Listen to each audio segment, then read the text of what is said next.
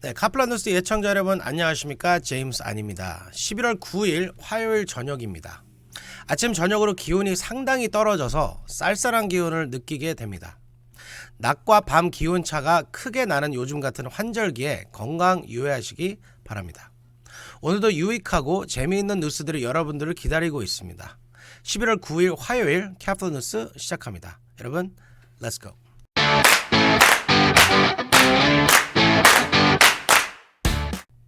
네, 식당 등 실내 업소들에 대한 백신 증명제가 어제부터 시행되고 있는데요. 단속이 없어서 그런지 한인타운 식당들에서는 대부분 제대로 지켜지지 않고 있는 것 같습니다. 한인 언론들도 오늘 모두 이 내용을 비중 있게 보도하고 있는데요. 한국일보는 백신 증명 고객도 업조도 미적이라는 제목으로 실제 상황을 보도했는데요. 제가 오늘 올림픽에 있는 한인 식당을 갔는데 이 제목이 딱 맞는 것 같습니다. 식당 직원이 백신 카드 가지고 오셨죠? 하고 묻더니 정작 백신 카드는 확인하지 않았습니다. 손님들은 백신 카드를 꺼내려다가 직원이 더 이상 요구하지 않자 오히려 머쓱해하는 모습이었습니다. 한국일보도 한인타운 내 한인 식당들 중 제대로 백신 증명 확인을 하는 곳은 일부에 그칠 정도로 아직은 준비가 미흡한 것으로 보인다고 지적했습니다. 시 당국은 29일부터 실제 단속에 들어간다고 합니다. 그 전에 한인 손님들과 한인 식당들은 제대로 준비하는 것이 좋겠습니다. 네, 어제 말씀드린 대로 LA시의 백신 증명제를 알리기 위해 한인회와 한인 외식협회가 공동으로 안내 포스터를 제작해 배포합니다. 여기 보이시죠? 이런 포스터를 한인 식당들에게 배포해서 한인 식당들을 찾는 손님들이나 업주들 모두 백신 증명을 확인하고 백신 카드를 자발적으로 제시하는 문화가 정착됐으면 합니다. 네, LA 한인타운 선거구 단일화가 이제 마지막 마무리 작업에 들어갔습니다. 오늘 LA시의회는 당초 지난 5일 특별위원회가 통과시킨 K2.5 하이브리드 플랜에 대한 표결을 실시할 예정이었지만 또다시 수정 요청이 있어 전체 표결을 미뤄졌습니다. 하지만 수정 요청 사항들은 한인타운 단일 선거구에는 영향을 미치지 않는 것들이어서 수정안이 다시 만들어진다고 해도 큰 영향을 없을 것으로 보입니다. 지난 5일 특별위원회가 수정해 만든 K2.5 하이브리드 플랜도 이전 K2.5 맵의 한인타운 단일 선거구와 크게 다르지 않습니다. 이제 두 차례 공청회를 거쳐 시의회 전체 표결 그리고 시장 서명 절차만을 남겨두고 있습니다. 한인타운 단일화 논의에 참여해온 한인의 스티브 강 부회장님과 줌 통화로 현재 상황을 알아보겠습니다. 네, 오늘 LA 한인회 스티브 강 부회장님을 모셨는데 오늘 LA 시의회에서 오늘 그 선거구 제정에 대한 미팅이 있었다고 들었는데 오늘 좀 진행 사항을 좀 말씀을 해주십시오. 네, 오늘 14명의 LA시 시의원들이 모여서요. 최근 특별위원회에서 통과된 이제 LA시 선거구 15개 선거구 하이브리드 맵 관련돼서 마지막 수정 작업이 있었습니다. 그래서 여러 이제 수정 모션들이 이제 의논이 됐고요. 그 중에서 몇 가지는 채택이 됐고 몇 가지는 이제 실패를 했는데 그걸 가지고 이제 최종적으로 공청회를 2번 갔습니다. 이제 내일 11월 10일 오후 12시 그 다음에 11월 23일 이 2번의 공청회를 갖고 최종 투표는 12월 1일입니다. 그래서 만약 12월 1일 날 마지막으로 통과가 되면 이 최종 맵을 가지고 내년 2022년 1월 1일부터 적용이 되고요. 다행스럽게도 한인타운은 10지구에 단일화가 되어 있습니다. 네, 방금 들으신 대로 오는 12월 1일 시의회 전체 표결을 걸쳐 최종안이 통과되면 걸셀이 서명 후 2022년 1월 1일부터 발효됩니다. 네, 김성원 재외동포재단 이사장이 오늘 LA 한인회를 방문해 오늘 저와 여러 가지 이야기를 나눴습니다. 오늘 저는 김 이사장에게 내년 LA 한인회 사업 계획을 설명하고 재외동포재단이 관심을 가져줄 것을 요청했습니다. 제가 오늘 김성원 이사장에게 지원을 요청한 한인회 사업은 워싱턴 DC 풀뿌리 컨퍼런스 참가 사업, 4.29 30주년 기념행사 준비 프로젝트, 중국과 한국 청소년들 LA 초청 사업, 이 세 가지를 지원을 신청을 했습니다. 그래서 김성원 이사장님도 한인의 내년 사업을 적극 지원하겠다고 약속했습니다. 네, 다음 소식입니다. 한인들 중에도 불법 체류 신분 또는 추방 대상 범죄를 저질러 추방 재판에 회부되는 분들이 있습니다. 추방 재판에 회부된다고 해서 모두 추방되는 것은 아니지만 일단 추방될 가능성이 커지게 됩니다. 한동안 감소하던 한인들의 추방 재판 회부가 최근 증가해 9년 만에 최고치를 기록했다고 합니다. 이 소식은 피터장 기자가 보도합니다. 추방 재판에 회부되는 한인이 팬데믹 기간 오히려 증가해 9년 만에 최대치를 기록한 것으로 나타났습니다. 시라큐스 대학 사법정보센터 TRAC가 최근 공개한 연방이민법원 추방소송 계류 현황 자료에 따르면 지난 9월 말 현재 미 전국 이민법원에 회부돼 계류 중인 한인 추방소송 건수는 모두 1057건으로 집계됐습니다. 이는 2020년 같은 기간 1026건에 비해 3.0%가량 늘어난 수치입니다. 2012년 이후 9년 만에 최고치를 기록한 것입니다.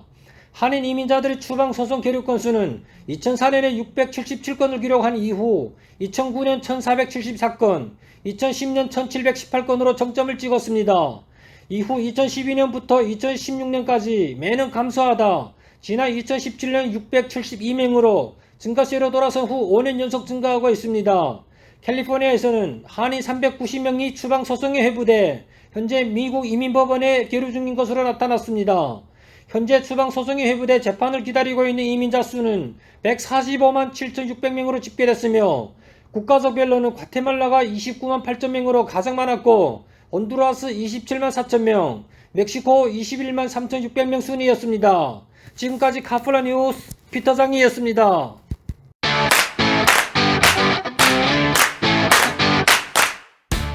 네, 오바마 전 대통령의 어머니는 아시다시피 백인 여성이죠.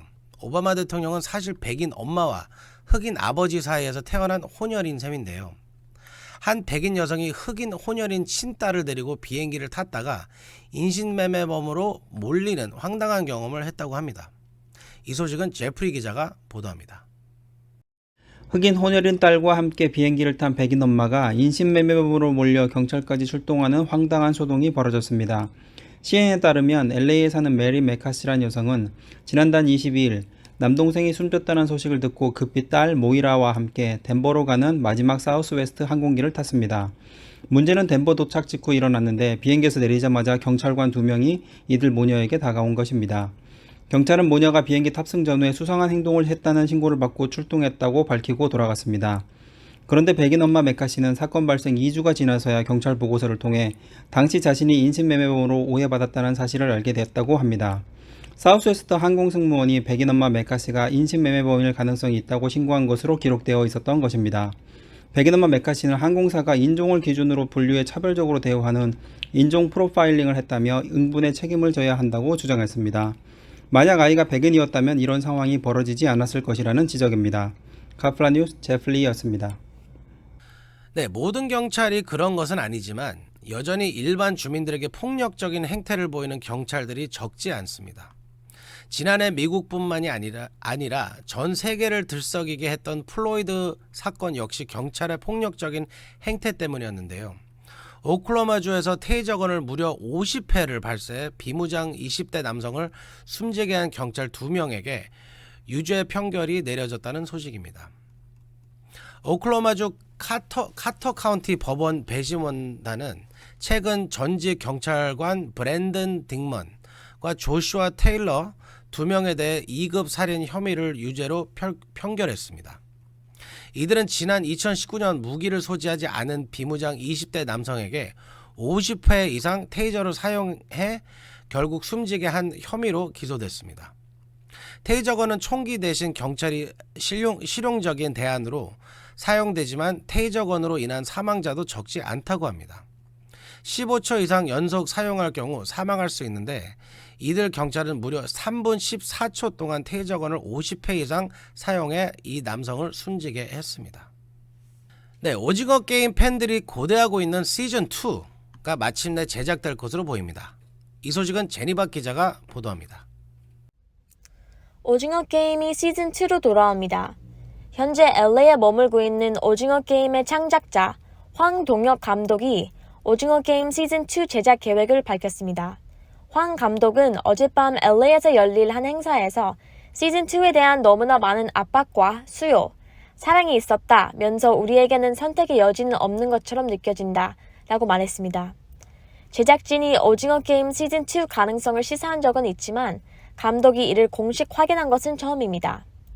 오징어 게임 한 편의 마지막 장면도 새로운 사건을 암시하는 열릴 결말이어서 그동안 후속편이 나올 수 있다는 건 관측이 있었습니다. 황 감독은 후속작은 지금 내 머릿속에 있다. 후속작이 언제, 어떻게 나올지를 말하기에는 너무 이르다고 생각한다. 면서도 이건 약속하겠다. 주인공 기훈이 돌아올 땐 세상을 위해 뭔가를 할 것이라고 말해 팬들의 관심이 증폭되고 있습니다.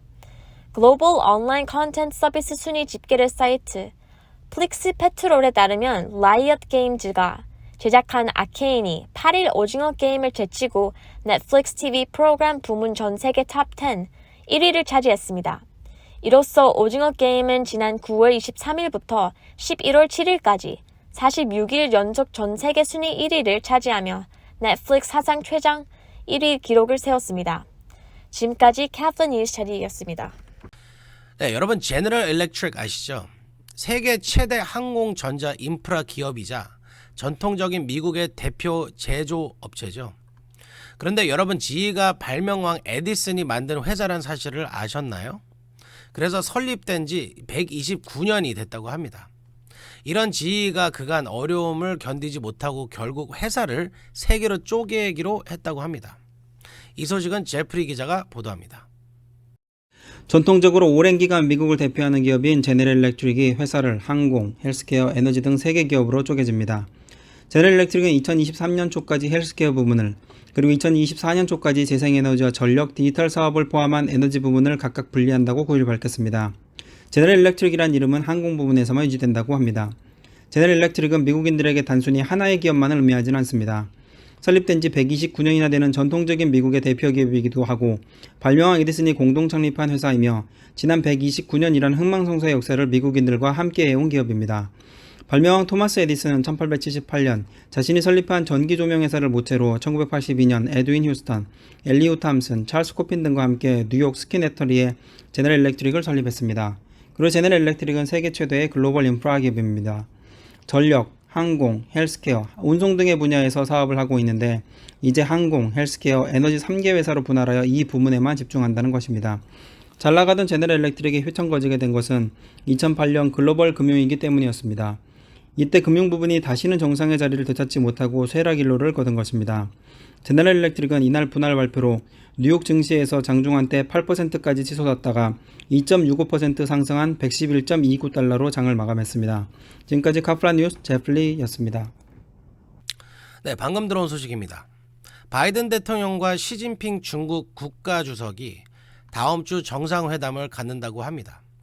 미중 갈등이 고조되고 있지만 바이든 대통령은 취임 후 아직까지 한 번도 시 주석과 정상회담을 갖지 않아 이번 정상회담은 취임 후 첫 미중 정상회담입니다. 이번 회담을 통해 미중 양국이 관계 개선의 계기를 마련하게 되기를 바랍니다. 네, 카플란 뉴스 오늘 소식은 여기까지입니다. 좋은 밤 되시고요. 지금까지 LA 한인회장 제임스 아니었습니다. 11월 9일 화요일 뉴스 마치겠습니다. 감사합니다.